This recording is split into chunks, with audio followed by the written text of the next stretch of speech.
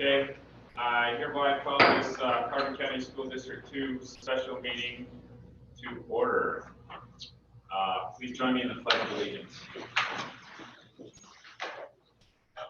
Allegiance to the flag of the United States of America and to the republic for which it stands, one nation, under God, indivisible, with liberty and justice for all. All right, appreciate you guys all coming. Don't normally get a lot of people in our school board meetings. Obviously, this is an important issue to parents. And, for those of you that come, if you have something to say, we'll give you an opportunity to speak. We'll start with Dr. Copeland, kind of giving some background on where we're at. Some of the state requirements, what the administrative teams come up with to be able to meet that, to comply with both county health and Wyoming Department of Education guidelines in order for us to start school August 17th. So thanks again for coming, Dr. Copeland. Do we need to approve the agenda? Oh, yes. We should follow. Mr. Chair, I move that we approve the meeting agenda as presented. It's been moved and seconded to approve the meeting agenda as presented. All in favor, say aye. Aye. Okay, and just so you guys know, Mike Boardman, who is a board member, is here on the phone. So, I mean, he's watching and he can talk and interact. Okay, Dr. All right, just a little bit of background, which is a repeat for some probably, but when we got guidance on the ability to plan to reopen, which was probably sometime in June, we were told that there were basically some moving pieces that we had to wait and find out what we had to include in a plan that then these entities would have to approve. So the two main entities that we have to work with and suffice or meet the requirements would be the Wyoming Department of Education. They came out with a guidance document the first week of July. And so we worked since then really to try to pull this together, the A team, and I'll just briefly go through that here in a second. So most everything that's in here are basically based on either the Wyoming Department of Education requirements, and then really the department that apparently has the most, well, I won't say the most authority, but that also has authority that we have to collaborate with and meet their requirements would be Carbon County Public Health, who works under the State Department of Health. So when we have worked with the Carbon County Public Health Department, sometimes they will give us an answer, sometimes they refer to the State Health Department. So there's a lot of collaboration between those entities. The other kind of overarching thing that had to do that basically set the requirements for things like open gym and some things that we've tried to do and put limits on some of that, then would be also the governor's executive orders. So all of those kind of play into things that we've been working through. So we got together to put together this draft of the Smart Start Reopening Plan. What has to happen, we had to collaborate with the county health department. They had to tell us if they approved or not various pieces of this. We asked lots of questions.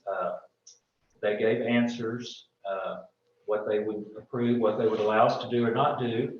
So we worked with them. I've also had some input from Carbon One superintendent because they're in the same county. So a lot of the things that are required in one district is also going to be required in the other because the Carbon County Health covers both of these districts. So we have to do this and we worked, and I shared some of this at the last regular board meeting. We weren't quite ready with this printed document.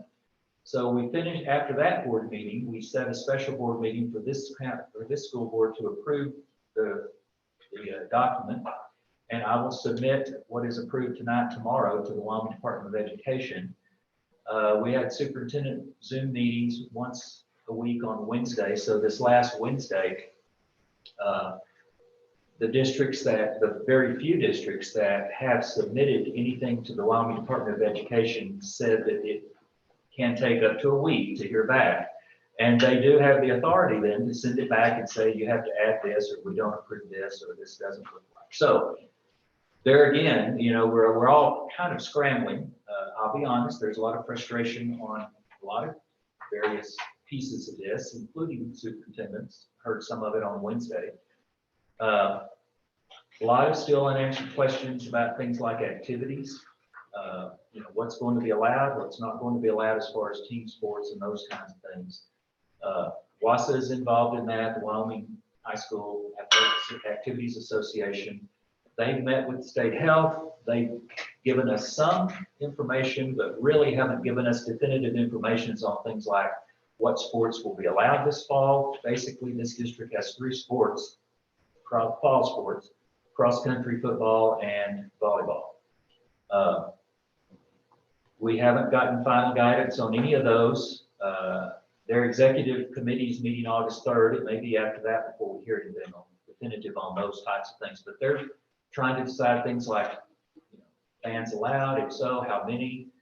Is it only home fans? Is it, you know, there's mask requirements for fans. They're talking, or at least they're talking right now about that in the meeting that I attended on Tuesday, I think it was, by Zoom.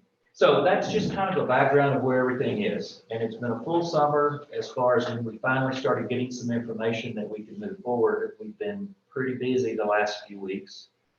As you know, we also put out the survey on the website, and I will talk a little bit about that at some point, maybe after we get through that, and just share a little bit of those results.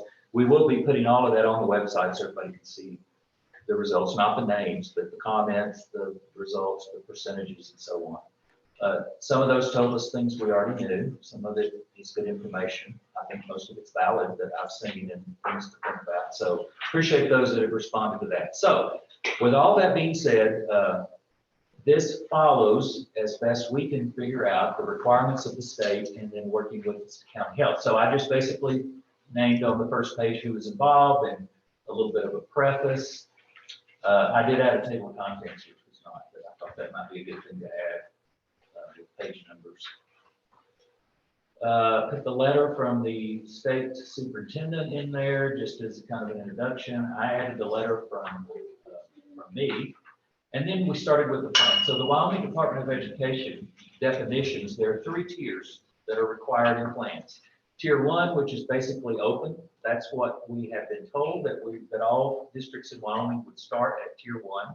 So basically that is open campuses for students, but still some requirements involved in all of these tiers. Tier 2 would be a hybrid situation, and Tier 3 is if school should be closed either for some period of time or whatever.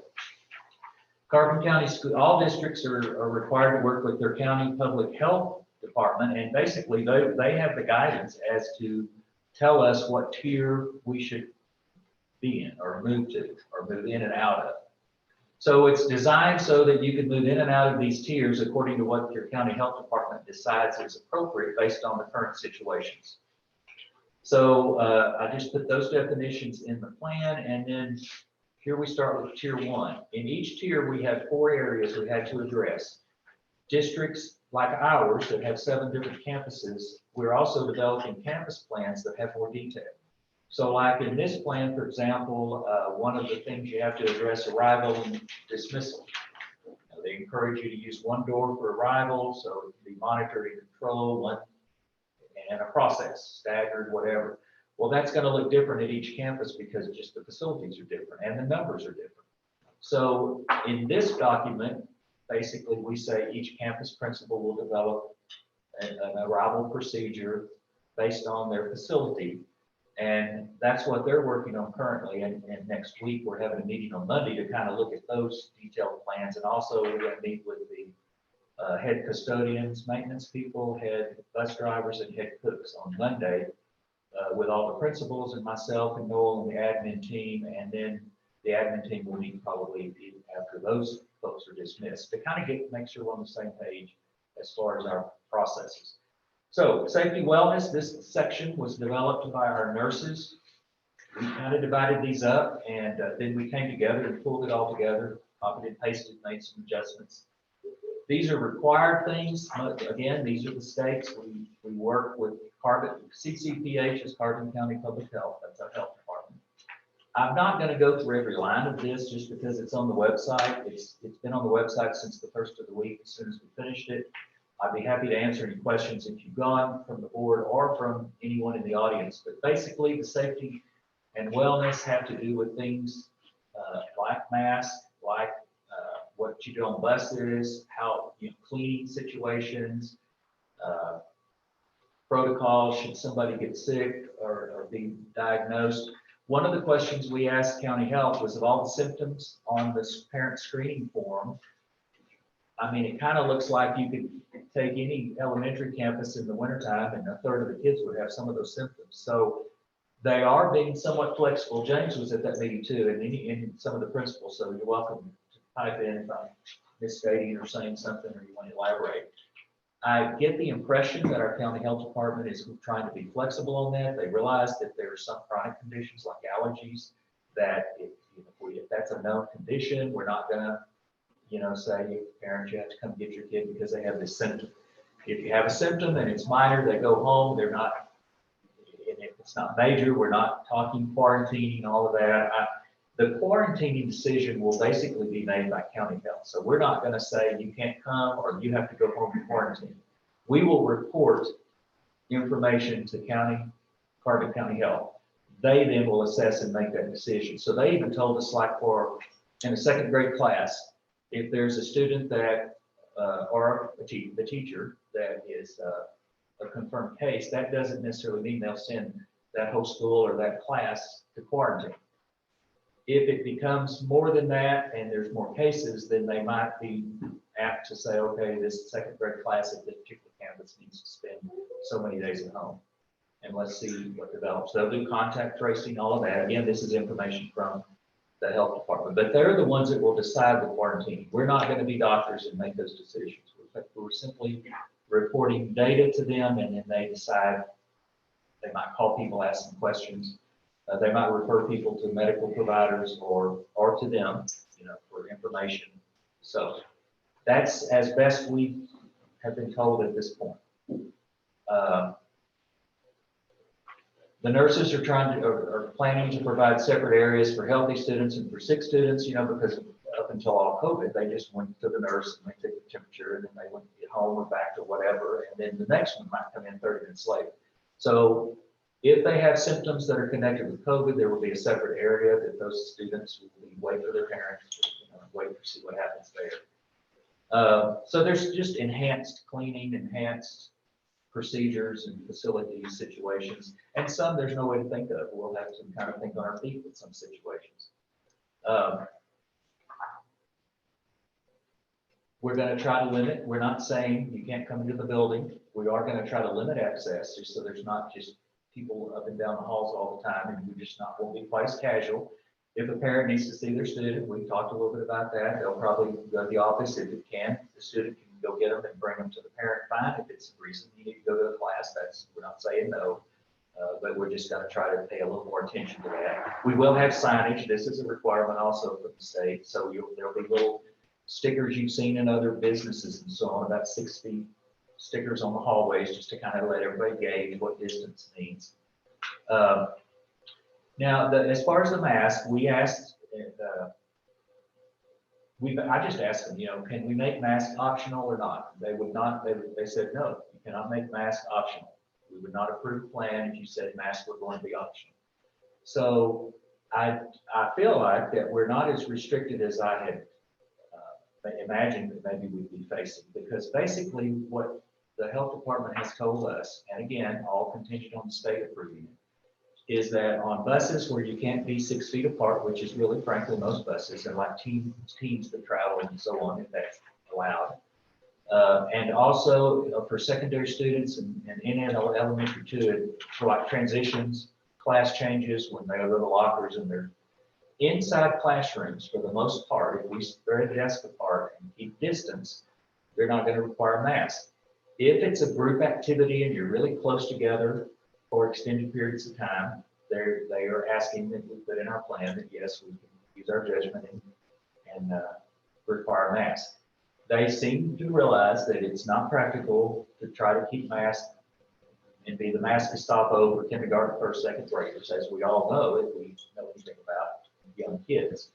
So, but there would probably will need to do some kind of training and kind of working with the younger ones and teach some skills and some things that would be different because of this plan, including masks. They did say that in elementary especially, and some in secondary, that they are okay if the cohort stays together. So the way we can do some recess, it will be staggered, but it will be smaller cohort groups. So like an SES, you know, a third grade classroom might have 15 kids, that's a cohort. If they kind of stay together, do together, do lunch, do recess and all, they're calling that pretty safe without having to require masks all the time. They can go eat lunch, but then the 6 feet, they would like 6 feet to be between cohorts. So they are giving us, again, some flexibility. Some of the consistency seems not really to be there, depending on if you're looking for strict consistency, because in the plan, they say they recommend not to require masks for things like PE because of the activities you're doing. So there's things like that. So you kind of wonder about a lot of things, but this is just, I'm saying, this is what we're working under. My goal is to come up with a plan where we can open schools up, and there's hoops we're going to have to jump through. These are not really in our ability to decide some of these things. So I put some things about human resources, about how some of that's going to be dealt with. If staff have you know, that we're expecting full, you know, on-site operation of our schools. If staff have medical documentation and all, we'll just have to work that on a case-by-case basis. We've sought some legal help that will help us define some of those. Another group is the communication plan. This basically describes where we're going to put information about any tier changing, any information the health department wants us to put out to explain what's going on if the situation changes. So you can read those pieces in there. Again, most of these pieces that are there are requirements in that state guidance document, which I've also put on the web on it. So after that, there's operations, which include, you know, lunchroom, nutrition, transportation, facility cleaning, athletics is under this. A lot of unknowns about that, of course. So we put what we know about that, and then instruction and technology. One thing that has changed since we put out the survey is that the options, each district should have a virtual option. When they first put that out, the option was remote, what they called remote, and they still have that option. And that option required a student to sit in front of a laptop all day. Well, none of us thought that was even possible, really. Definitely not practical or possible. So now they have allowed us to choose an option that's called classroom-based virtual instruction. So how they envision this, what we will do is have some staff that have extra abilities to, for one thing, let me back up just a second. For one thing, during the survey, one thing that was fairly consistent as a weakness of that spring plan, which frankly was an overnight thrown together thing, so I'm not trying to justify any of that. But one of the things is not a consistent platform. That if you have different teachers, they use different ways to get information and so on. So we're going to require all of our teachers to use the Schoology platform so that whether they're teaching in class or virtual students at home, that all the assignments, assessments, communication will go through that Schoology. We're going to provide training to not only staff, students, but also provide some training for parents. Each parent has a login. Some of you are more familiar with that than others. But we found that the teachers that use that had a little bit better and more consistent success with their students during that 3-month spring closure. So we're going to kind of go off of that platform so it's consistent, still using Zoom for live interaction. But on Schoology, a teacher can take a lecture, for example, and put the link on Schoology, and then that student can watch it in a virtual on their timeline. There could be some live Zoom sessions required if we go virtual. So the classroom-based virtual, I put the whole definition straight off the state document in here. It starts on page 14. So it kind of defines it, that's how we deliver it. It can be live or not. If students, because they either don't feel safe or because the health department says you need to go home for 10 days or 2 weeks or whatever the quarantine period is going to be, then they would move into this platform, and we would basically provide virtual education through this. If a student just doesn't feel safe to come back to school, if that's a family decision, or if they actually have a health condition, we're not requiring them to show proof of some health condition. If they simply just don't feel safe, they can start this classroom-based virtual education day one and do that all year. It's basically will be a virtual education program. They will each be assigned a mentor coach. There will be a communication liaison between the student, family, and the teacher. There will be virtual teachers that will be paid extra stipend to do extra, to help carry some extra load on that. And so I feel like that's a much better option. The state is allowing us to do that under an emergency rule, because in the past, we could not offer virtual education for our students unless we went through a full application process that was quite an involved process. So now we can, and they remain our student. This district still gets the funding for those students, but it's a virtual program for students that would choose that. So there is that, and so this explains that whole thing. Again, we need to work out a few details, obviously, but that's a big change from what we first were told as far as unavailability of a method. So then, and again, I'm not going to go through, some of this is the same, some of it just refers to tier one, but then tier two would be like if the health department came in and said, there's an outbreak in Hannah, we're going to close the school down for 2 weeks, we need extra cleaning, we need to monitor, and so they would be in tier two. That's an example they gave. Another example would be like if they quarantined one class, then that class or that campus might be called hybrid in tier two, but not hopefully for the whole district, because we have such different communities that are separated by distance. So basically they told us they will make tier decisions. It could be the whole county, it could be one or the other school district, or it could be community or school. So that's what we know about that. So you can read through that. A lot of that's the same. A lot of it's a little bit different, a little more enhanced, more screening in tier two, for example, than in tier one. And then we go through the same 4 areas. And then tier three is when it's closed. Again, they make that decision. We don't. We're involved, but we don't really make the decision. And then there's those 4 areas that we had to cover in that. So that is kind of in a nutshell. And then the appendix just gives the daily screening form that they gave us in that state guidance to use. So we just put that in appendix A. So this is the actual plan that if the board approves tonight, with as is or with some changes or whatever, will go to be submitted tomorrow to the state. We will wait to hear back from them to see if they want us to revise that in any way. And before I quit talking and get off of that, let me just hit the parent survey, some of the initial data that we're still compiling. We haven't got to the staff survey yet. This is just the parent survey. So we had 223 respondents. That represented 298 students, because of course some had more than one student. This is the breakdown of survey responses by campus.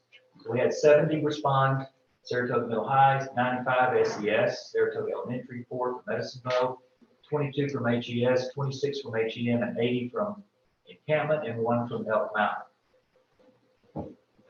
Percent of students represented, so this is just, so Encampment had 68% of their students represented by the survey responses. So you see the bar down there at the bottom, Encampment had 68% of their students that were represented, 32% were not, and then you can see all the other campuses. So Encampment had the highest percentage, and then Saratoga had almost identical percentages, 58, 57% of the students, and then you go up to Northern, you see those percents. So that's just some data I thought was interesting to share. Now I've got to figure out how to make this. Let's see. Where is it? Go back to the survey. And then go. See.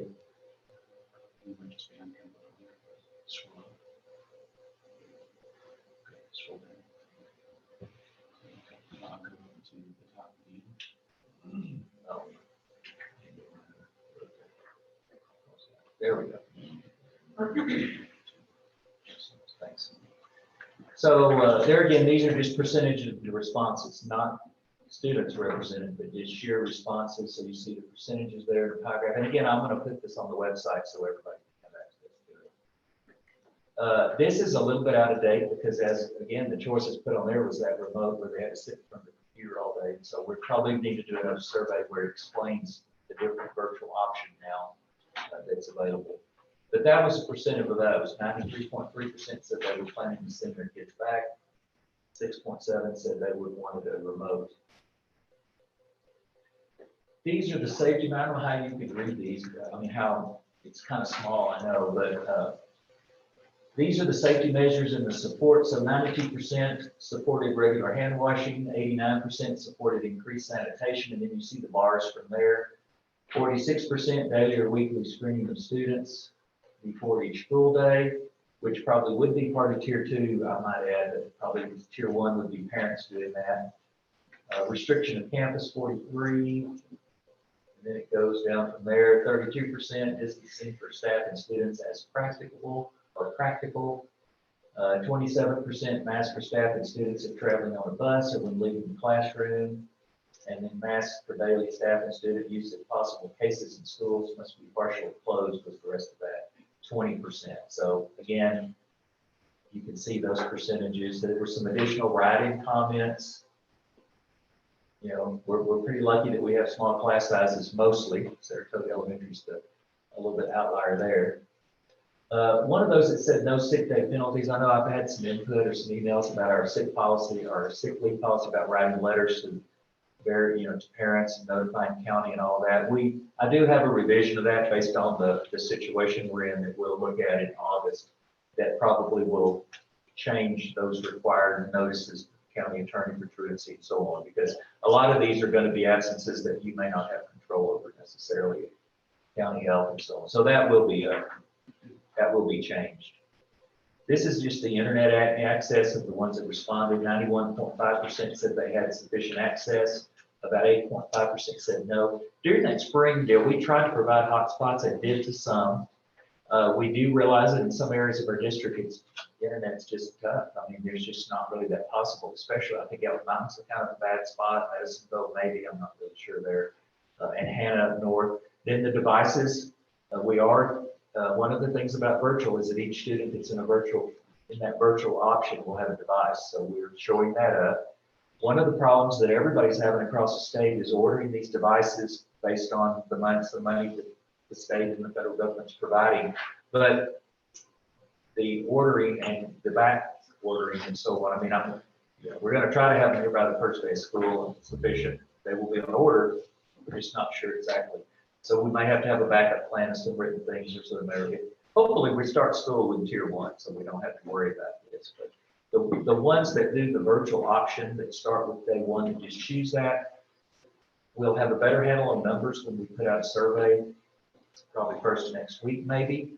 But I'm hoping, we should have plenty of devices for that number of students, because I kind of expect the majority of our students to come back in person.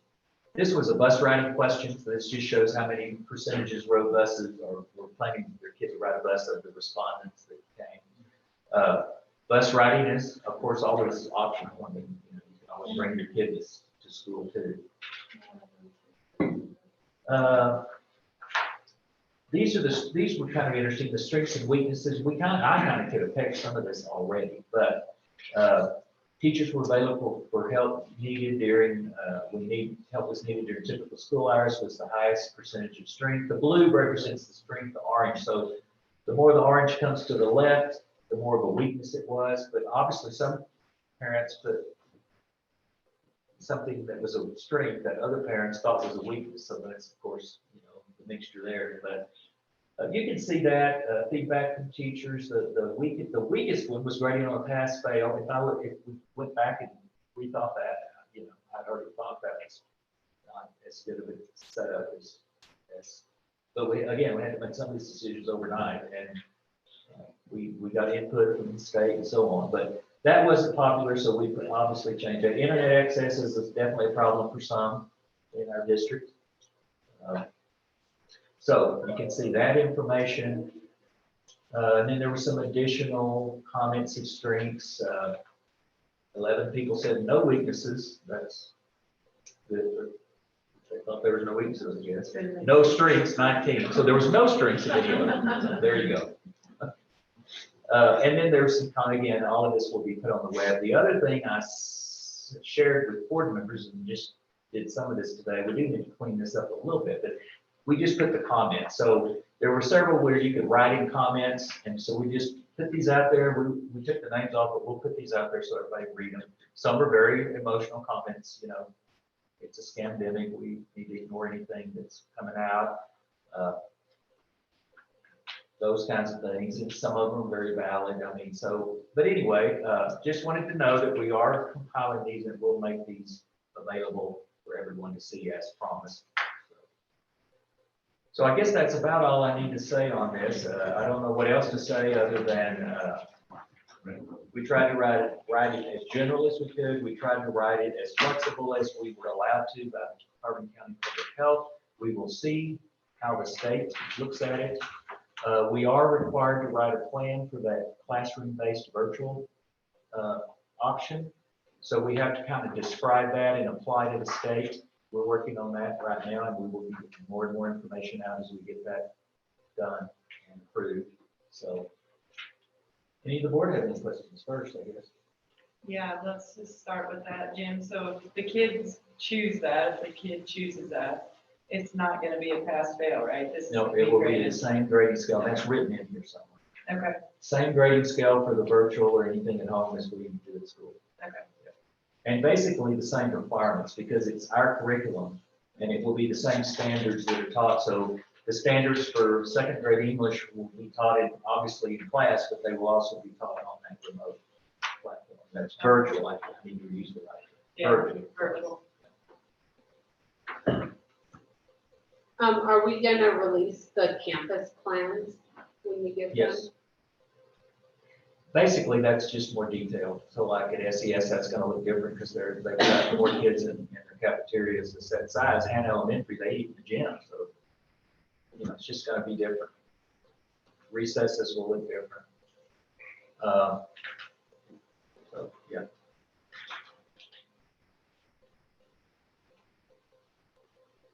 How soon would the students need to let the schools know if they choose that virtual option?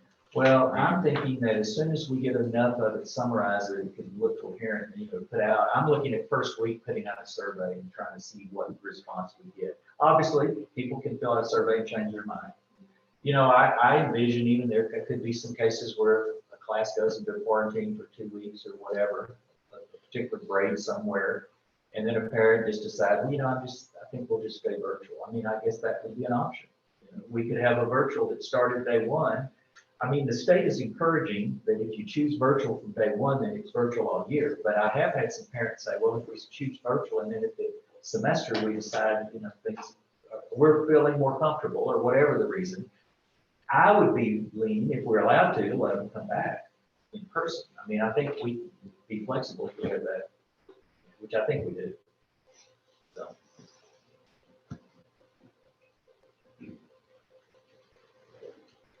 Okay, I think we'll open it up to some public comment this time. If you want to comment, raise your hand and I'll call on you or whatever. And then please state your name and concerns, comments, questions, whatever you want to.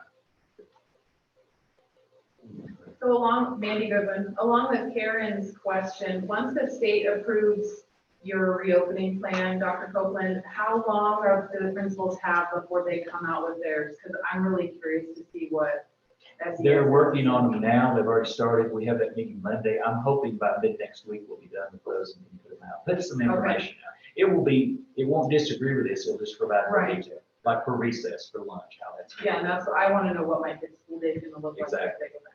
I suggested they just look at it and start from if there were a student coming into school, how would it look from the time they got off the bus till the time they got off the bus or the door. You know? Right. Okay. And so to clarify that, those are not waiting for state approval. Those just start on board approval for this. If they ask for changes, then those might have to change a little. Exactly. Yeah. Senator Pastor. So I have a couple of questions, particularly regarding masks.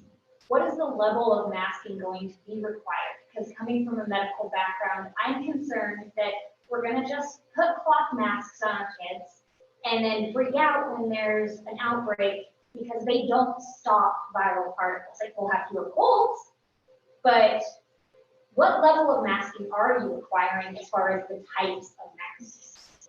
What they have said and what the state has said and our health department says cloth mask. Now, we can, I mean, I'm not a medical expert. I've seen arguments all over the place. I've been sent in input with scientific arguments both ways, to be quite honest. But again, this is a health department bill. This is not necessarily us. And we also know that, again, like I said earlier, you know, as practicable, you know, I mean, you have to, you know, I will say this, we do have some staff that have some health conditions that are concerned, and frankly, they're probably in a higher risk group than the students would be. So there could be situations where legally we have to provide some kind of accommodation, and so I'm not, you know, I don't know how that's going to look yet. That's going to be a case by case.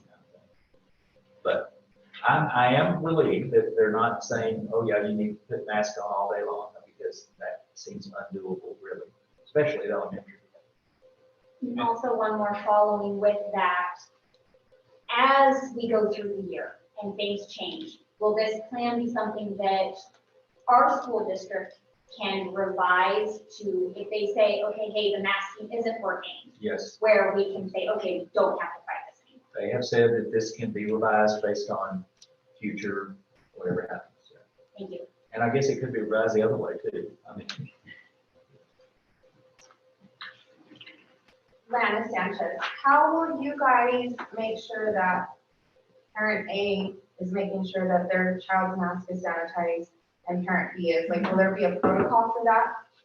that's a good question, and we're struggling a little bit with that. I have, you know, there are some options we could talk about. That's one thing we're going to talk about Monday with staff, with the custodial staff and the bus drivers and so on. So we will have some, obviously, we've already ordered a bunch of disposable masks to have on hand in case somebody forgets it. I mean, you know, kids. We don't want to send them home and waste a whole day because they have to go get a mask. So we're going to have some disposable masks available on buses at school. We're ordering cloth masks for all students and staff to use in the situations where they're required, basically, according to our plan. I've talked to some schools as far as, you know, on the student supply list, we're asking for parents to supply a couple of cloth masks where we can have some help keeping them clean. But I know what you're asking because we don't have control of home situations, obviously. So I think we're just going to have to work with our nurses. I know some schools are actually washing the masks themselves, of the masks that the schools provide. That could be, I mean, we've got to see the capacity we have. I also work in healthcare, and what we do with that, because it's a requirement for us to be masked for our 8-hour workday, at the end of the shift, we do make sure that they're washed and they're sanitized, and then they're reissued out to the staff members that check in when we're screening them. That could be an option Yeah, it too. could I be, don't yeah. know. And we may need, again, we're working with our nurses, and I don't know if you know Nikki Thorne. I know she has worked in Raleigh, and she's our new district nurse, and she's been a great resource too. She's worked at Cardin Memorial Hospital before. So yeah, we will get some procedures down, obviously. Okay. And then I have a second question. If we do go into tier 2, will there be classroom time where they prepare the students? I know in the spring it was just all thrown together. At elementary level, some people are able to grasp the online and some are not. Will there be something to help them if we do go to tier 2 and we have to do virtual learning? Yes. So this is a big learning curve for everybody. So to use Schoology, we have a committee of Schoology kind of knowledgeable admin staff that there's a lot of online training that are available. So we're putting together a group of those for teachers to watch before even the in-service week. We have redesigned the in-service week so that it gives a lot of time. We're not doing meetings, which really not supposed to anyway. So we're letting a lot of time in classrooms and training for Schoology to get all that set up. And then we'll also be training then the students the first part of the year. We're going to have to train some, and then parents too. Right. We're going to make those modules available to parents. try to get all that set up. Yeah, it's a big task. Yeah. Have we looked at something other than Schoology? There's such better programs that are so much easier, like Google Classroom, Canvas, they were both used by other districts around the state. Like, more user-friendly, they're more parent-friendly, they're easier to track, they're easier. Why, I mean, have we looked at something other than Schoology? Well, we chose Schoology because we've had Schoology. It's a program we've had, and there are other programs. I don't know if there's time to switch. I mean, that's the problem a little bit, is the time. I mean, I'm not just totally closed-minded about looking at options. But I think to start the year, I think that's just where we are right now in the district. But I understand what you're saying. I'm not familiar with Canvas, but I do know a lot of districts have used that. Other than one used Canvas, Yeah. and this whole thing, it was easy for the parents to see exactly what was going on. The teachers could put stuff, they would check mark when assignments were done, when they weren't. Well, Schoology can be used much more effective if people know how to use it too. I mean, that's another thing. We just haven't pushed out that and stressed that. And again, if we'd have known all was going to happen, we could have been much better prepared. But yeah, there are pros and cons to every situation, but I'm not trying to argue your opinion because you know more about it than I do as far as Canvas. So we'll look into things. Yeah. They seem low. One thing about technology that I've learned over the whole years of going, I'm in an era where we didn't have any hardly, and then now. One thing about technology that I've learned over the years, the technology you know how to do is the easiest. So some of it is learning curve, some of it is just frankly easier, depending on the design of it. You bet. Abby Raymer. So I know that the social aspect of kids in elementary school working together is kind of an important one for them to learn and start off with. Is it a possibility to have, like they have around, on the public places, to have kind of like a plexiglass type of barrier that you can put on the desks so those kids can still work as a group on things without having to have masks on?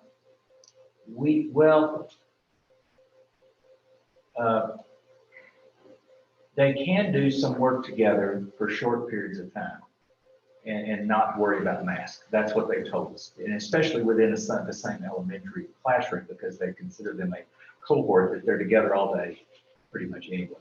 So there will be some flexibility there. We're not saying they can't ever get, closer than 5 to 6, whatever. If it's like an hour and a half long activity, then we would have to look at something either like like you mentioned, or just planning it more in shorter spurts where let's do this activity for this many minutes, then take a break and do something and come back together for this activity. Like, what I'm saying, break it up. So yeah, we're gonna have to be creative, no doubt. So in the state plan that they have, I saw somewhere, one was like 10 minutes together and one was 30 minutes. I've seen both, so I'm gonna push it towards the longer. Yeah. One of the things that, when we had the visit with county health, was that cohort concept, because obviously, the desks are gonna be spaced, but those kids are gonna get together. They're using a pencil sharpener. They're on the board.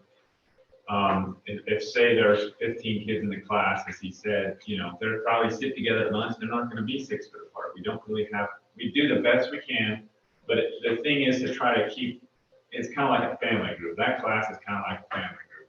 And so the part of the point what county health told us is to try to minimize mixing of those family groups, if you would. So that, all the little first graders that are in that class, they're not constantly just touching each other, right? That's part of the reason for the 6 foot distance. They can't touch each other if they're 5 feet apart, but they can still do the group work. They can still go to PE together. They can still go to lunch together without masks, pretty much.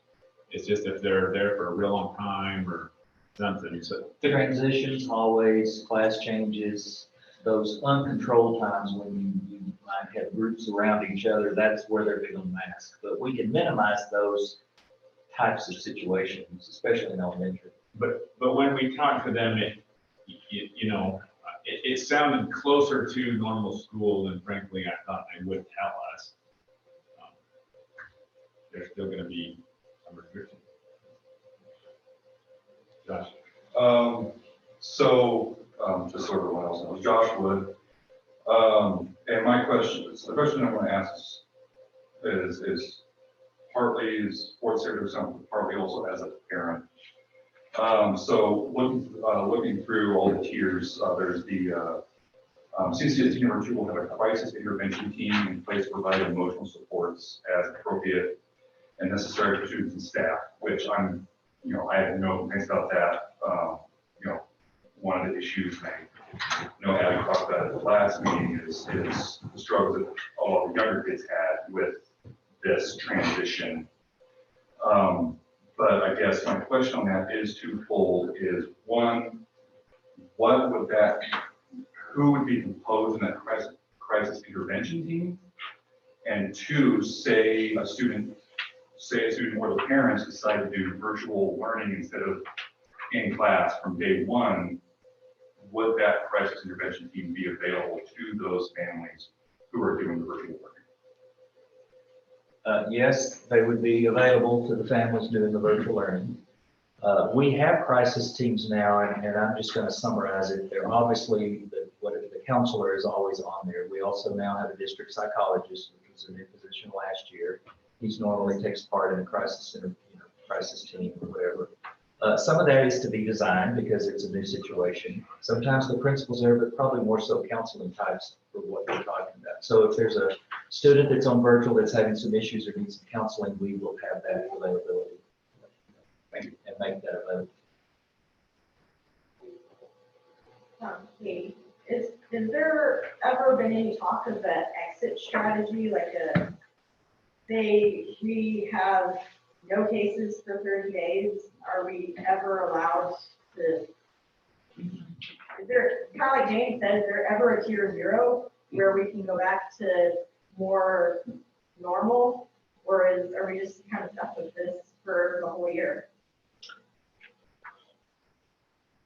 I think that's really going to be up to the health department, the state health and the county health department. I mean, if things just vastly improved, I would hope they would loosen things up and kind of not be under this plan, so to speak. Right, and is it state dependent also? So if, say, Cheyenne has an outbreak and you have 0 cases for who knows how long, is it state, county by county, or the state has more control? They told us that it's generally going to be based, county by county, community by community. But that's not to say that if, the state as a whole went south or whatever, the governor and the state health officer could say, well, like they did last year, all schools are closed. Nobody wants that situation, I don't think, at any level. But I guess they would have that authority. But I am thinking they're trying to leave it on a more county by county basis. And then my follow-up for that was, could you clarify, can they change our tier 1 guidelines in the middle of the year? Is that, my understanding is from what you said earlier was they can. We've been told that we can put changes and apply them. I mean, it would have to get the approvals, or the changes could come from the county health or the WDD. I mean, I get you. So yes, they could be changed. Right. I just didn't know if they could say, okay, now all day you need to wear a mask. They could. Okay. Well, part of that is a little more into tier 2, isn't it? I mean, tier two, to clarify, is not closed school. Summer school, there's more of that type of, all right, you be in school, it's a more restricted in-school environment when we are. Yeah, enhanced screening. Examples I gave was enhanced screening situations are students with some serious documented underlying health, like they would not allow them to come in at the end of the year. Some of the ones we wanted, that was the rule. So that could be in tier 2, that we couldn't let those most vulnerable students come to school. They would go virtual. It could be that a class, a cohort group was at home in quarantine. It could be they would close the whole school and say, we're seeing an outbreak, let's close the school, sanitize everything. So it could look different, but it's not like, it's a mixture of summer at home, summer at school, is what they've told us. Was there anything specific to move us up and down tiers? Their guidance. Okay. And they're basing that, they say, and I say, it's not just like they're gonna decide. They base that, they say, on, confirmed cases, trends, contact tracing, what they find. So, I mean, it's not just like, well, I decided I want this to be in tier 2 tomorrow or something. So,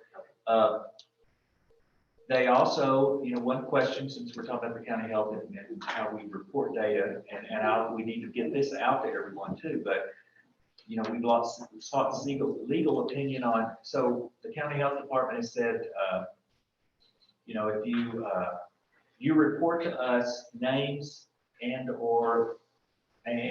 phone numbers, contact information for students and or staff that have symptoms, or they come back and say, I visited, Uncle Joe, and he has a confirmed case in Nebraska, now I'm back. So they make that decision, they do that. But so we ask about the whole, what is it, FERPA, HIPAA, all of that stuff, the restrictions of confidentiality. And basically we're told that county health and state health have full, they can request and you give them what they request. So we will make that public just so everybody understands that. Back in the back. Sierra Hatch, I have 2 questions. If you have a high-risk student, and say we go to tier 2, will all of that family's children be required to do the virtual, or what?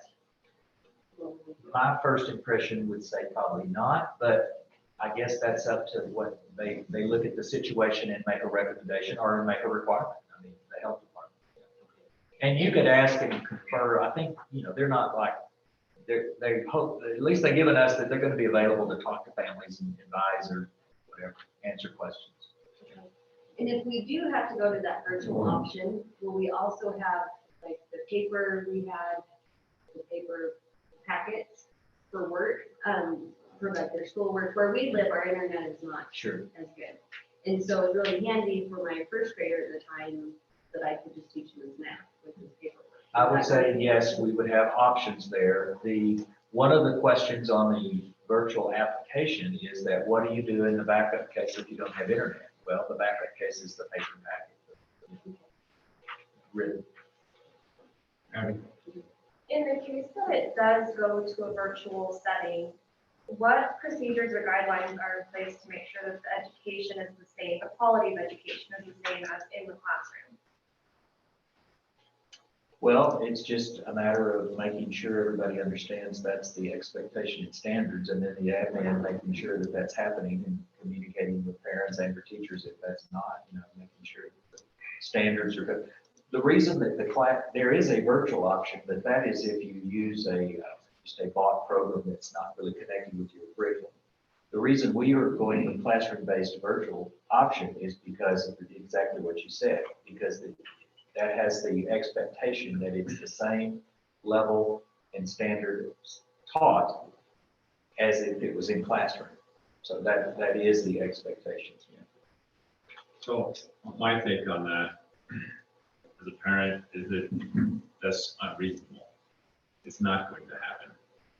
There's no way my kid sitting at home is going to get the same quality of education as he is in school, or my daughter. It is just not reality, because so much of communication is nonverbal. You're with your friends, so you deal with tough situations. There's so much outside of academics that you learn in school. Those are not replaceable. And so I guess at the end of the day, I'd be the person that says my kids should never have to wear a mask. But I also think my kids are a lot better in school. And because of those things that they're not going to get at home, even with support. And so I appreciate Dr. Copeland, like I said, and that's the expectation that's going to be the same, but the reality is not. And so. And really, we have no control over that, unfortunately. But I think the control we have is to set, is to have a plan that we approve, and that, like Dr. Copeland said last time, and it may not be popular, is that, there will be rules and there will be consequences if rules aren't followed, so that we can stay open. Because we can't, and as you guys have seen, there's a variety of parental opinion on how things should go. Wear masks, not wear masks, what type of mask, sanitize, distancing. But at the end of the day, you know, the plan is to have the schools open and operating as best as we can, I think. And we have to have procedures to make that happen. We have to follow. Here. We're done. Are we gonna do standardized testing to test white tops and stuff? They have not exempted this year from white top requirements. So How the heck did you do that at home? that's why they exempted last year, I guess. Yeah. Okay, how many days, so let's say they say you have to clean the school. If you go home, you're just home for 2 days, do the kids start virtual school those 2 days and It then would bounce depend back on- in? Probably not if it's just 1 or 2 days. If it's 2 weeks, yes. Fine. Face shields, have you seen the face shields that aren't cloth masks that? We have been told that, and I had a question, in fact, I had an email from a parent that had a picture of something. If it covers up to here and goes around the chin, they have been allowing those. Now, if it's just the big face shield that comes down, they say you still need a mask because it's all open. So it kind of depends on the design of it. At least that's the input we've got. And Brent, the county health officer, we specifically asked that, they're just the regular, like that torch face shield, no, Yeah, because it's open all in. they won't approve that. But the ones like, have you been to the Wolf? They have, I know the Red Sage. I Yeah. don't know if you've been there. No. They were okay, so I'm assuming Yeah. that's what they're talking about. We were talking to Teresa Wolf, and I showed her the pictures, matter of fact, and she said, "Oh, that's what they." Have you been to Come and Go and seen that girl with the face on? Or I don't know that hers. No, is they big have- enough, but that's they it. have it at, they have them all of them have it at the Wolf. And so does Red Sage, that's Also, what they're wearing. one of us. Are you gonna model them? That'd be We good. prefer to wear it, Sally, now. I have to wear it? Yeah. Would you check to see if anyone is out in the entryway when you go? Was there another yeah, I thought I saw something back there. So just another question under the tier 1. So, and I'm going to assume that this is probably more like site specific, but CCSD number 2 will provide separate areas for healthy students and for sick students. Personal protective equipment will be provided. So in the case of that, like how would the separation of the sick and healthy students look? Or is that, like I assume, going to be dependent upon It would have the been, facility yeah. themselves? It's easier at some facilities than others. Like SES has that little conference room, so we're gonna try to use that if somebody's waiting on a parent, in other words. Jim, will that be in the building plan? Okay. Thank you. I just have like two questions. The first is maybe the easy one. I have 3 kids in 3 different grade levels. If one of them has to go home quarantine, is there a group classroom? Do my other 2 there? Or do they need to stay? Or, because it logically doesn't make sense if one of my kids are on quarantine, if the other 2 get to be in school, if there's a reason one's quarantined, that just logically doesn't make sense. And so how is that going to work?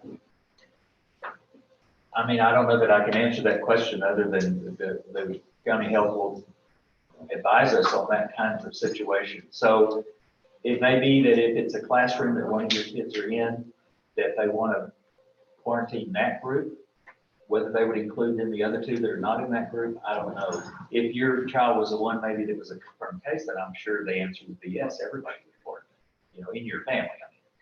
So I don't know. I would say that probably depends, but again, that's going to be their medical guidance, not a school admin decision.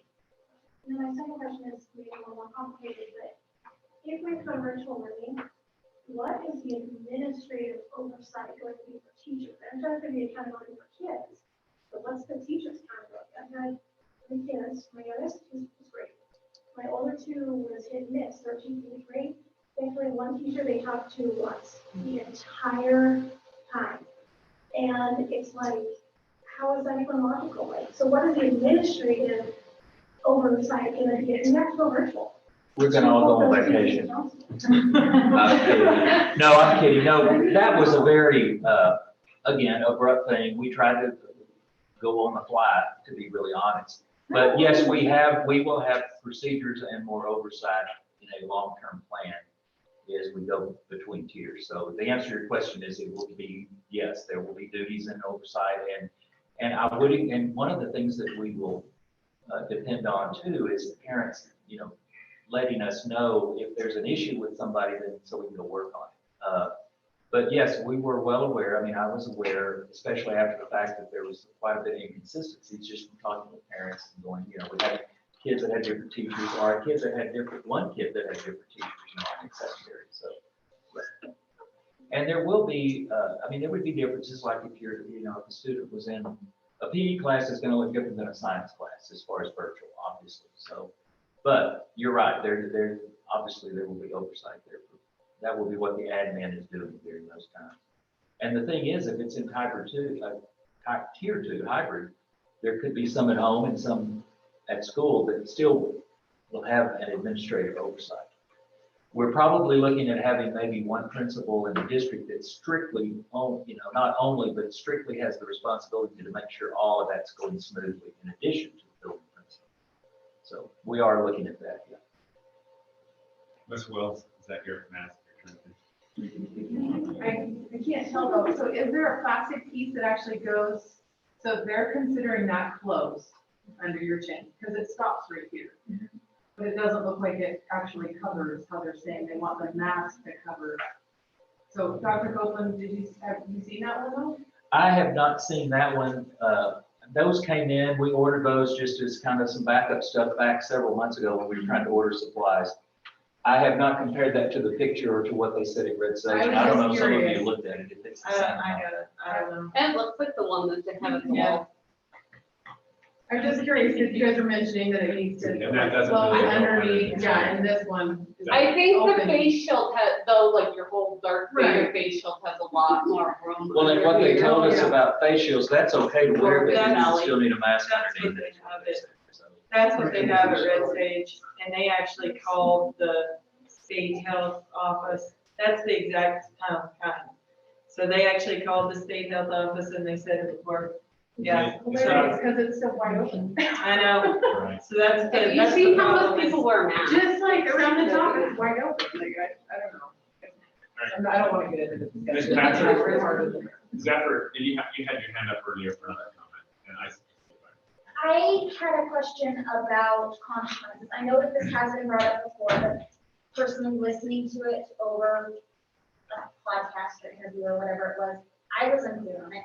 And so I'm looking for some clarification about how do you plan on creating a discipline plan for students who consistently will not keep their masks on? Because maybe one kid will and will be perfectly fine with it, but then you may have another kid that, say that kid is hyperactive, that just will not keep it on, constantly pulling down, constantly playing with it, using it as a slingshot. We all know kids. So how will that discipline plan look? Well, what we would have to do, it goes back to effort, and obviously whether there are students with, either personalities and even some with some, IEPs and all, that it's going to be a real challenge to do it, just like it is with anything. But what we would obviously look at is, number one, if they come to school without one, we're just going to have some extra ones. Just here, take this mask and put it on. We're going to have to be reasonable. But we will have to work with those situations and try to, make something work that falls under the plan. So I can't answer specifically, this is going to be, because it's not like we want to be the mask Gestapo. We just want to be reasonable, offer masks, train, kids, try to do some training on how to best wear these in these situations and go from there. Mr. Chairman, members of the board, thank you, Myron Markers. I appreciate the opportunity to be here tonight, to hear all the questions, and I know you guys have a tough decision laid before you. We've, as a member of the Board of Commissioners, have sat in similar meetings with similar issues. I appreciate your dedication and your willingness to try to do what's right for the children, including you, Mr. Copeland. I had one quick question and then maybe a couple follow-up questions, because there are a million things going through my mind. But the first question was, you had commented earlier, Dr. Copeland, that the state health and county health said that starting out with no masks was a zero option. Was there any consideration given to requesting a variance to start without masks and then move into tier 1, 2, and 3 as issues became prevalent? And also, I don't know if this is a question more than it is a statement, but as I sit here as a parent, as many of you are who have children in school, there's a myriad of other things, psychological effects, bullying. You know, we've seen it as adults where grown adults are turning each other in for not wearing masks. I saw 2 guys in a fist fight and learning at the gas pump over it. And so I'm thinking about those psychological effects with young students. And the question about enforcement is a great question. And so as we move forward and as we all try to do this, I guess I would ask that the board respects the decision of some of the parents that choose to begin with the adaptive learning from the beginning, not wishing to put their children in those kinds of situations. Not that we need to protect them, they need to be tough, they need to be mentally strong and prepare them for life. But there are some consequences that I believe that we haven't even considered and thought of. And that leads me to my final point, is there any plan in the future that if we find out that there are some issues that we haven't even considered or talked about or been considered, a plan to file a variance with the state health officer and request that? Because right now, the way that the statute reads, there's a lot of power at that position. And it's handed down to the county health officer, and it's really tied our hands as commissioners. And it's kind of tying your hands as a board, but at the same time, we can request variances as we did when we tried to start getting open and get, the economy back open. So I hope I didn't muddy the water, but I just had those thoughts and comments and question about the variances, if that was something that was under consideration. Thank you. The variance, we have not filed a variance. We've been given no indication that that would be allowed. I mean, I'm not saying we couldn't go through the procedure and see what happens, I mean, we can work on that, but we've been given no indication from state health, from county health, or from the governor, or from WDE that would be granted. I guess I don't know for sure until you do it. But I do know we ask for a variance to allow seniors to come in at the end of the year, and under certain very strict conditions, they granted that. So we have gone through a process for a variance before. But I know that, and for example, right now, when we had a WASA meeting, I don't think I've said this, but there were some districts that were allowing like 5-on-5 and team stuff. Well, that really was not under the governor's orders to be allowed. So we, you hear about it, kids hear about it. Well, if they can do it over here, why can't we do it here? And that kind of stuff. And coaches are, the same way. And the Cheyenne superintendent, Boyd Brown, said at our superintendent's meeting that they have been doing some of that in some of their summer programs, and they got a call. He got a call from Governor Gordon and told them to stop immediately, that no variance had been approved, and that was in a violation of his current governor's order. So I don't sense that would allow that, since we're being told no all along when we asked that question. But I mean, I'm open to looking at the variance. I mean, that's the process you have to go through to get out of any of these orders, is to request a variance. So that would be my answer on that one. As far as, I would say this, as far as all of us,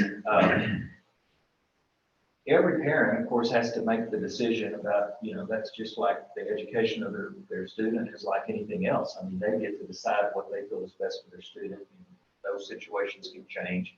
And I totally respect anybody's decision on what they choose, to how to raise their child, what kind of educational program.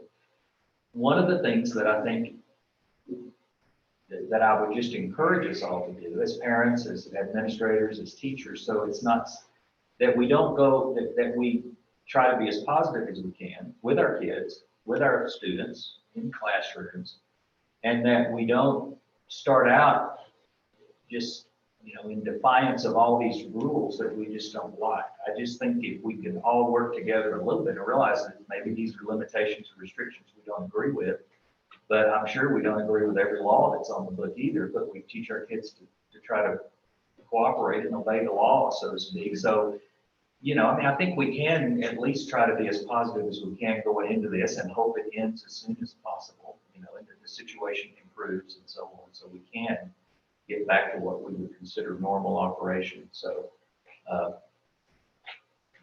it's just coming up. Byron, I would say that this board is pretty open to a parent's choice, and if you're gonna exercise that choice to use the virtual, well, we're glad we have it, So I don't think it's an issue of, well, Byron pulled his kids out. I'm just making an example because you're the one who asked the question. Because honestly, I thought about it with my kids, and then I asked my kids what they wanted to do. Of course, I've got a 7th grader and a sophomore, and they want to go back to school with their friends. But I don't think that this board would ever, think that a parent's decision for their kids would be a bad option.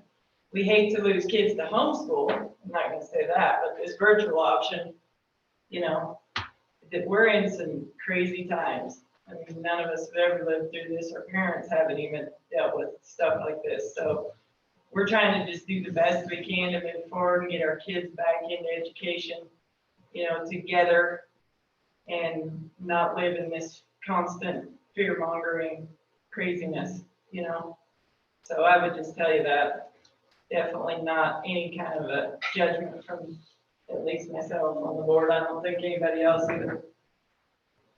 We did have a couple email questions. I'll read those to be fair to the person that sent them in. They both came from the same guy, Richard Hodges. One, he asked about that there's been some cases of COVID up at the state prison. Will any children of prison employees be barred from attending classes when they resume? As far as Dr. Copeland answered before the meeting, nobody is barred from coming. Obviously, if your parent is confirmed to have COVID, you better keep the kids home. Like, use common sense, but the school plan is to be open for everybody. The only ones that would be, they would be whoever the health department, because of whatever, would say you're quarantined for whatever, 14 days or whatever. Because I heard it was going back to 10, but I don't know if that's true. Hope it is. But it's open unless the health department says you should. Yeah, we're not going to ban any kids from coming. Okay. Second question was about, because of social distancing requirements, why has the board not been moved out of this small cramped location to a bigger location such as the Saratoga High School? With such important decisions being made about reopening with fall, a larger location could accommodate the 600 sets of parents and general public. That would be better. I will attend online due to the small space. Good. I think that's, probably valid. We're pushing our limits here. We generally don't have a lot of attendance at board meetings. We're all cohorts. We're We're all cohorts. We're all cohorts, yeah. So, I think that's a valid point. Probably best not to send that email the morning of the meeting. We can't really make changes that day. But, that's valid point. So, if we start having a lot of regular attendance at board meetings, I think we can find a bigger space, right? Community center would make more space than the. I was gonna ask that, considering our board moves around, if you guys don't know, to every school during the school year. Are we still gonna planning on doing that, or? I mean, the board hasn't told us that different, so. Yeah, we could talk about that. So the next board meeting is here in August. Correct? That's probably a good topic. I think the rest of them want to be help out for myself. Yeah. Yeah. Okay. Today we're going everywhere but Elk Mountain. Okay, so I just want to I appreciate those comments being sent in. We got another hand up there. I I just have one more question, which Byron, thanks for asking, so it made me think of it. If a parent did decide to start off the year with the virtual program, and then throughout the year, they decide this isn't going well, I don't feel like my student's getting the best education, the best experience, could they move into in-person schooling? Well, and that's another reason why we went with the classroom. There were like three options really: the remote, which we already talked about, and then this classroom-based virtual. The reason we kind of chose this is number one, we could use our teachers to provide the teaching. Number two, it's our curriculum. It's supposed to be what's going on, whatever's studying in the classroom at the time that your child would have been in, is they're going to be working on at home. So that does give us flexibility to move in and out, these various tiers or situations. So I would not say no. I would not say no to that question, I guess is what I'm saying. So.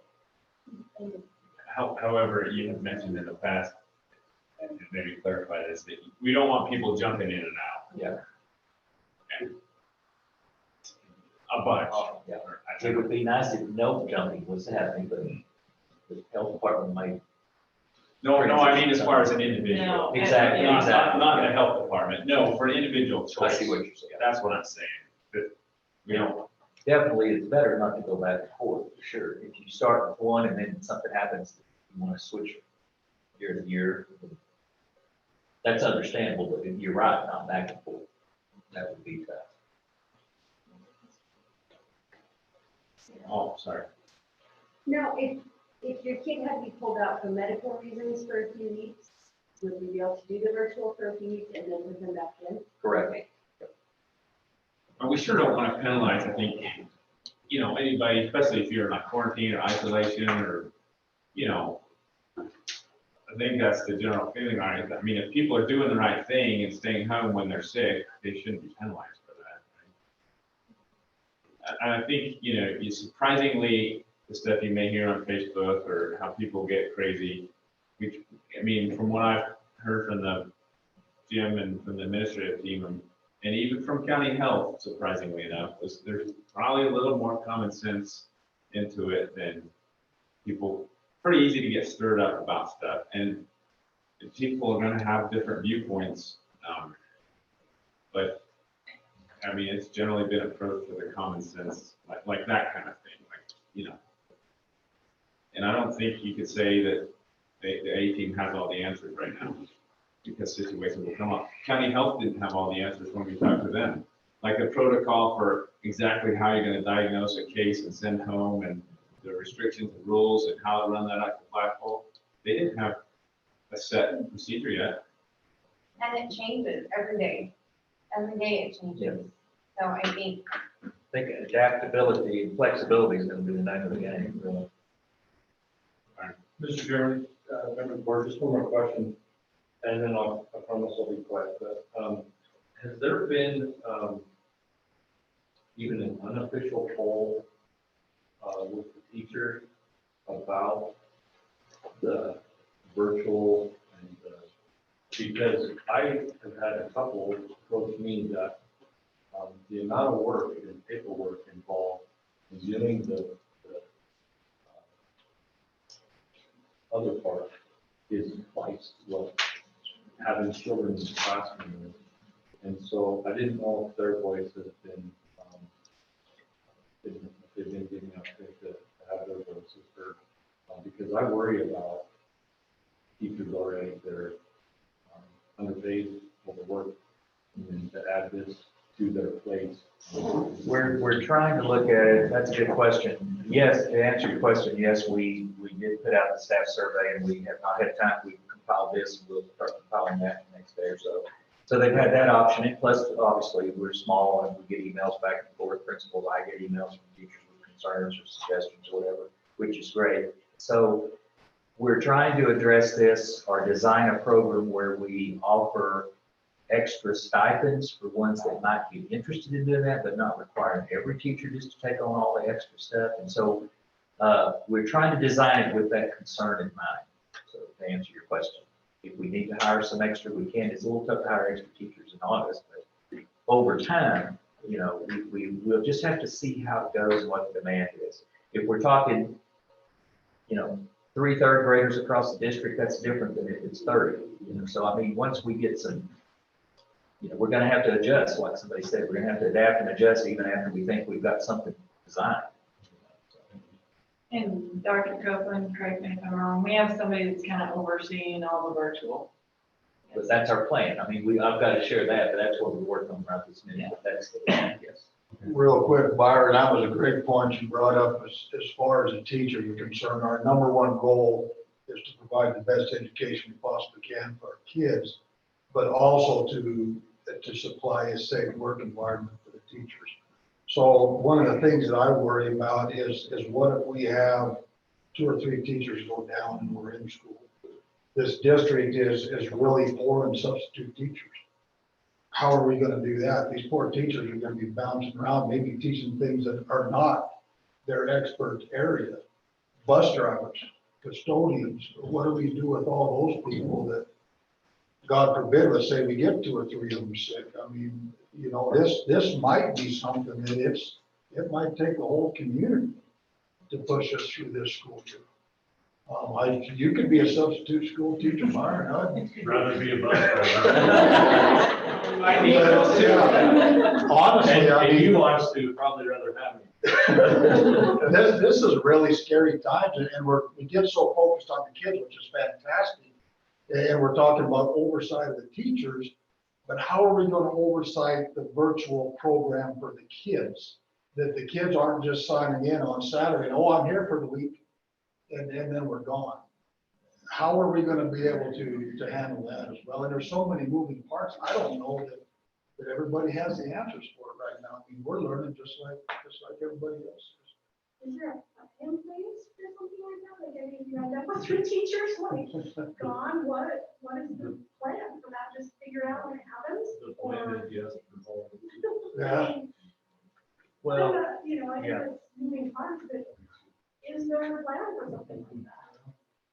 We have tried to think about what is available for us to do. I mean, we can say, well, if, you know, we lose teachers, we'll go out and find some certified teachers, so we'll have certified teachers. But we could say that all we want, put it in a plan, but if they're not out there, they're not out there. So like Paul's saying, and like everybody's saying, we're gonna have, this year's gonna be pretty challenging, there's no doubt about it.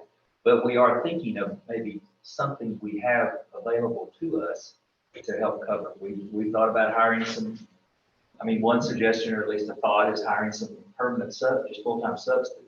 That's what they do. We are having a few subs that have some health conditions that have already told us they don't want to be on the sub, which totally understandable. But like Paul says, we're short of subs all the time anyway.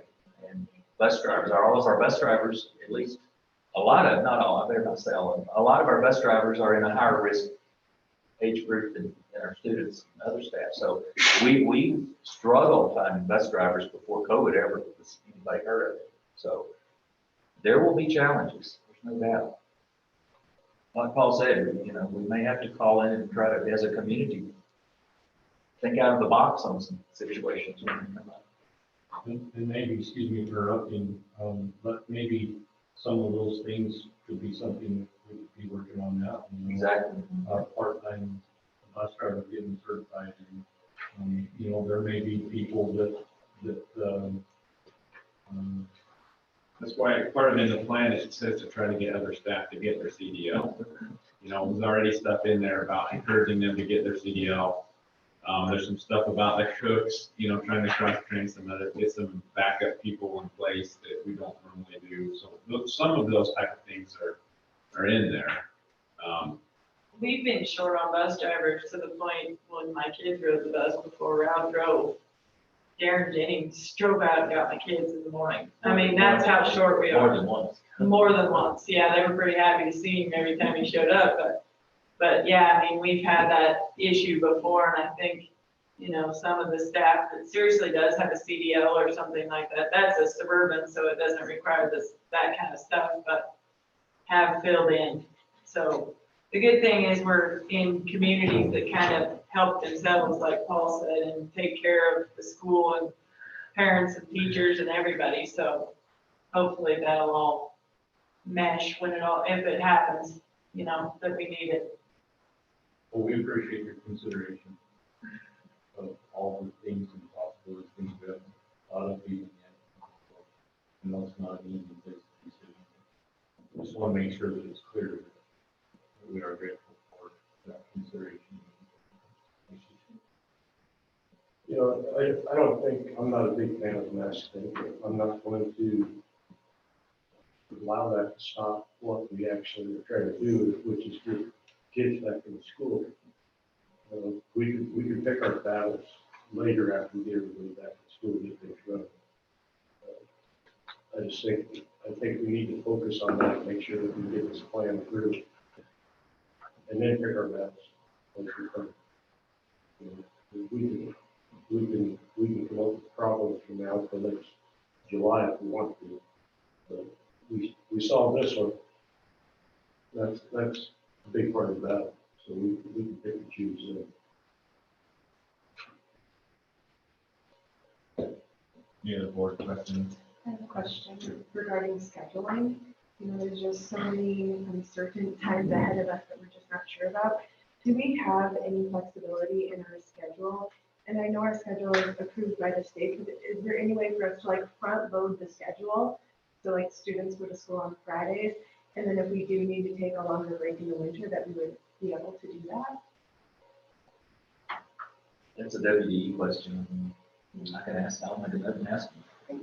Yeah, rather than, And then we talked about that last time as makeup, but your point is Like, get as many take days in as you advantage can of the potentially. Beginning of the school year, Yeah. and then, you know, make some changes later on. Maybe Well, we and wouldn't that's- need them, but Perfect idea, because when the flu season hits, how many of these colds, coughs and colds are going to get scrutinized as COVID? over the course of a month, we would be able to make up a whole 4-day school week that we could have flexibility with. I know some universities have said they're gonna go to Thanksgiving and then they're just not coming back till after Christmas, so that's, they're front loading somehow where they can do work and then stay away from each other longer until they come back. I'll serve contact that department at WDE. Yeah, especially with, who knows the athletic situation. May not be such a hindrance. to most sports. The last thing, since you brought up activity, was one other comment I'd say from somebody that was at the last meeting with Ron Laird, the executive director of WASA, and the state health officer. She's fairly comfortable. This is just their take on it. She was fairly comfortable with volleyball and cross country. She's struggling with whether to allow football or not. That's just the talk after that they put out. But that's not a decision that's been made.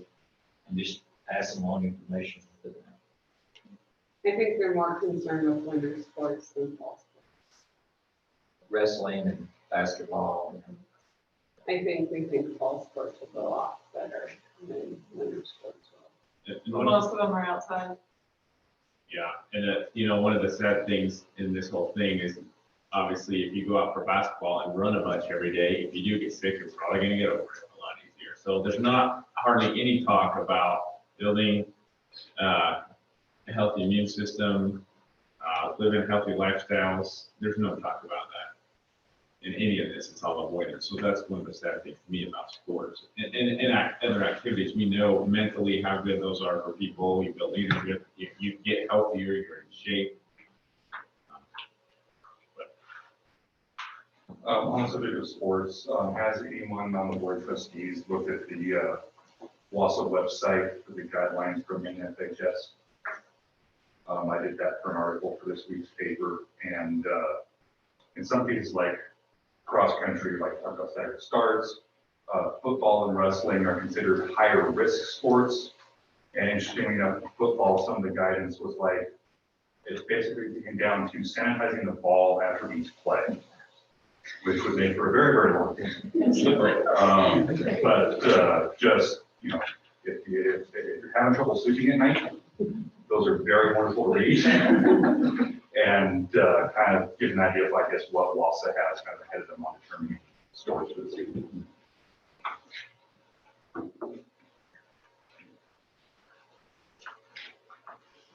So we need to get this plan approved tonight. Yeah. Get it in as quick as we can. with that being said, I wonder, if we could get it approved tonight, get it sent in, but also if we might have another one of these meetings, maybe up north for our northern schools as well. After the fact, just to let everybody up there know how we're gonna go back and open these schools and so on and so forth. I know that this is meant for all the district, but I don't. One thing I thought I would do kind of relate that, and I don't mind going and having some community meetings once it's approved. I mean, I want to wait till the state says, yes, go with it. Yeah. And by that time, we might have some more campus details too, but I'll be glad to go and have some meetings and just see who's interested, wants to come, answer questions. We're limited to 250 in a group so far right now, but the other thing I would say, once we get it, yeah, we probably wouldn't have to worry about that. I'm sure you have 100%. Yeah. One of the things I was gonna do, once it's approved, I was gonna talk to Jim at Big Foot 99 and just offer to go over there that morning and talk about it, answer questions, whatever. I haven't talked to him yet, so it's not said or anything, but I just thought that might be a good idea too. I think if we could get to stay in front of the public and stay in front of everybody that knows the struggles that we're facing and we're working for as well as they are. I think it'd be best.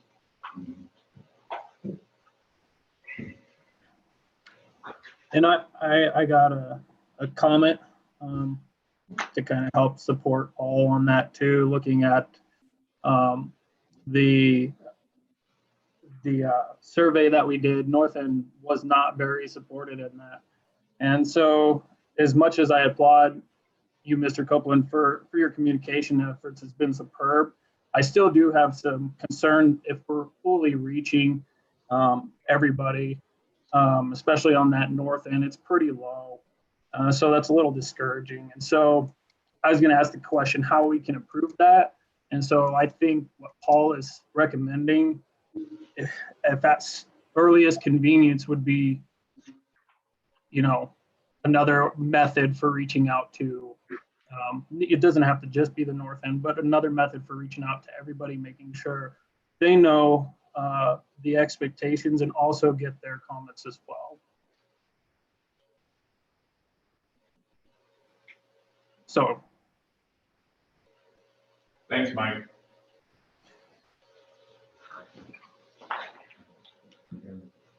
Anything else? I had one more question as far as the virtual classroom thing goes. With that, is it going to be strictly virtual if someone does choose to start with it? Or will there be, like we had last spring, some packets that go along with it mixed with virtual? I'm just gonna say, yes, it will be probably a mixture. It will be based virtually, but there could be some printed stuff. There could be some Zoom, saying, hey, let's have a live session. I could even see some of our students on IEPs having to come up somewhere for a particular requirement for their IEP. I mean, so yes, it could look a little different. One more question with that. There was a question earlier involving testing from Karen. Would that be something you would probably try to look at for that white-top testing for the kids who choose, parents or the kids choose to have them come in and do that? That's an interesting question. I'm sure we'll get guidance on that, because if they're our student and a virtual student, if they're our student, they come and take the white-top in the past. So that just has not been addressed at all, but once we hear more about it, I'll sure share it. Thank you.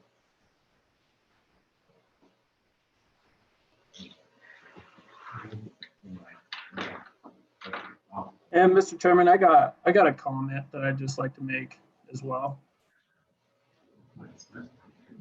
I plan for a living, and plans don't always go to plan. I'd be pretty naive to think that things weren't going to change as this process unfolds. So I just like to, emphasize that we need to be supportive and understanding through and through, during these times, and that things are going to change. And I know that one of our goals is to get our kids back into school But the other goal is to also be prepared for the worst. We want to be progressive and we want to be prepared. So this could all look differently if an outbreak was to actually occur. And so hopefully the plan will help minimize the fear and be a little more prepared in the future. And so that's my comment. Thank you.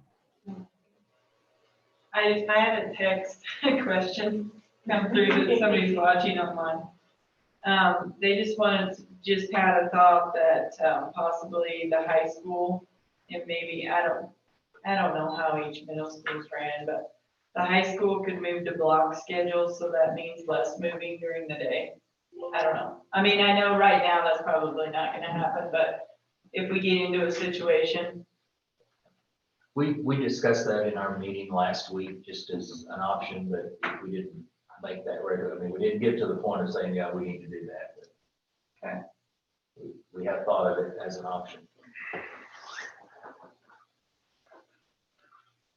Mr. Chair, I move that we adopt the proposed Smart Start plan as presented. Second. All right, it's been moved and seconded to approve the presented Carbon County 2 Smart Start reopening plan as presented. Is there any further discussion from the board? Good luck. Yeah, not perfect, but I feel like we get schools open. And that's the priority. All in favor, say aye. Aye. Opposed? Motion carried. Thank you, Dr. Copeland. That is it. That is all that is planned for this special meeting. Appreciate you guys all coming and asking questions and having input. And, you know, as the school year goes through, I'm sure there'll be more opportunity for input. And those campus-specific plans, you know, will be put on the website. Thank you. Thank you for having us. Thanks. Thanks, guys. All right, Thanks, meeting Mike. adjourned.